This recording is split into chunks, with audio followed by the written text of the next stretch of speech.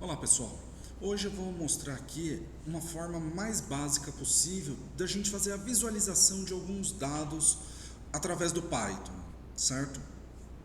É, o que eu quero mostrar aqui, os dados em si não tem muito valor, não vão ter assim muita importância. O importante são as técnicas que nós vamos usar.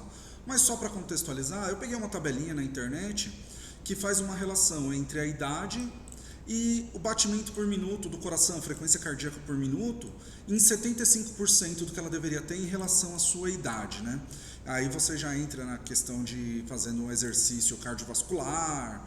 Então eu peguei uma dessas tabelinhas prontas da internet de exercício, certo? Do frequência cardíaca, relação idade. Vamos dar uma olhada em algumas formas que nós poderíamos visualizar ela usando o Matplotlib e PyPlot aqui, né? Fiz a importação da biblioteca Matplotlib, aqui com o seu conteúdo do PyPlot, fiz um as PLT para reduzir o nome, um alias, e por convenção normalmente a gente usa PLT para essa função, né? Para essa funcionalidade. E vamos olhar aqui, se eu fizer um PLT, ponto, vamos começar pelo gráfico de barras. É bem simples, se eu passar a idade, que é uma lista, aqui está a lista da idade, né? Tem 12 valores, a lista dos BPM 75, também com 12 valores, passei a idade. E passei o BPM, um vai ser o eixo X, o outro vai ser o eixo Y. Uma característica do, quando a gente está usando aqui o Matplotlib com o PyPlot, eu preciso fazer um PLT ponto show para indicar, ó, aqui eu estou construindo o meu gráfico. Aqui eu estou falando, mostre o gráfico. Vamos ver o resultado que a gente tem? Ele já me deu um gráfico de barras, no qual ele vai fazendo uma relação entre o primeiro item da minha lista, cadê? O primeiro item da minha lista de idade com o primeiro item da lista BPM, segundo item. Então ele foi coletando ali os dados e falou, em 15 anos a frequência em 75% é 175 e vai mostrando esse declínio. Ficou legal, já nos traz uma ideia. Só que temos outras opções. Uma coisa interessante. Se eu não tivesse correspondência aqui, vamos supor, coloquei o 120, ou seja, a minha primeira lista tem 12 valores, a minha segunda lista tem 13 valores, não funcionaria. Veja, já deu erro, né? Fala que é incompatível ali as duas listas. Então as duas necessitam ter a mesma quantidade de itens até para poder fazer essa relação. Outra coisa também, né? Eu preciso, no caso do gráfico de barras, eu preciso passar os dois valores. Preciso passar tanto o eixo X quanto o Y, senão ele vai falar, ó, a barra precisa, tá faltando um argumento aqui, ela precisa altura também. Então, certo?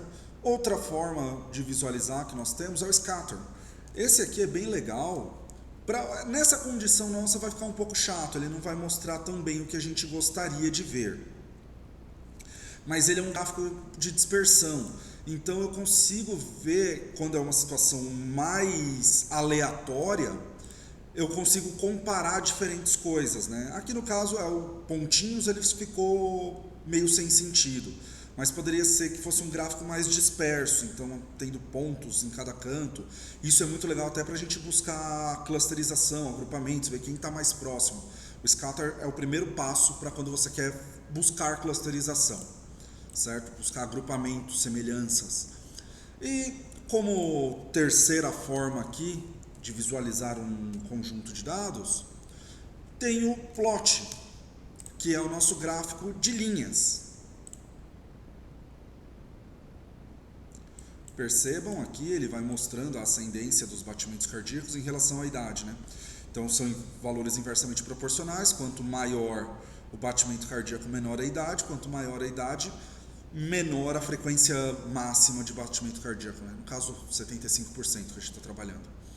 Então percebam, faz uma linha, não é exatamente retinha essa linha, tem alguns declives aqui, mas praticamente linear, não tem nenhum cotovelo aqui, por exemplo, né? Então, sei lá, vamos manipular os nossos dados aqui, Se eu coloco aqui 139 e aqui 140, 145, para dar uma inclinação. Vamos ver de novo como fica. Parou, teve a caída, no final subiu. Então ele vai fazendo essa relação de um valor para o outro. Aqui estava 132, 128, voltamos aos valores. O gráfico de linhas, ele já permite a exclusão de um dos eixos, aí ele vai fazer, vamos olhar aqui como que ele fica, né? Mas ele vai fazer o valor que eu passei, no caso foram os batimentos cardíacos, em relação à quantidade de itens, né? O primeiro item vai ser esse valor, de 170 e pouco. O último item, valor aqui, de 120 e pouco, né? Então, ele vai fazer em relação à quantidade de itens. No gráfico de linha, ele já permite isso. Outras coisas, a gente pode brincar um pouco com isso, né?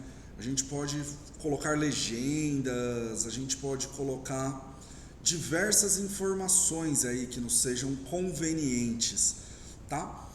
Então, eu posso, por exemplo, também, ó, que legal, vou dividir esse gráfico de linhas em dois. Vamos olhar a diferença da movimentação dos dois, né? Aqui, cadê? Opa, paguei um a mais. Aí, a relação da idade com os BPM 75. Então, ó, tracei duas linhas para poder comparar uma com a outra, né? Veja que uma tem declínio e a outra tem ascensão, uma sobe, outra desce. Então, mostra que são inversamente proporcionais, assim, conforme uma aumenta, a outra desce. Só que aqui ficou um pouco ruim, eu poderia colocar, por exemplo, legendas para ela. Label igual idade. E eu venho aqui, coloco um label igual BPM 75. Para ele me mostrar as legendas, eu preciso passar um comando aqui, né? Eu preciso avisar que ele tem que mostrar as legendas. .legend. Beleza, vamos ver se agora melhora. Aí, ó, já colocou a legenda aqui no canto. E aí eu posso ir incrementando o meu gráfico de várias maneiras. Isso aqui tem muitas funcionalidades. Aqui é só para mostrar o mais básico, mostrar a possibilidade e deixar aqui, que essa aqui é a biblioteca inicial. Também tem outra muito boa, a Seaburn, essa biblioteca maravilhosa para visualização de dados. Tem diversas outras, mas a Matplotlib e PyPlot aqui é a mais básica, é a primeira que a gente costuma ver, beleza? Então dá para manipular muito.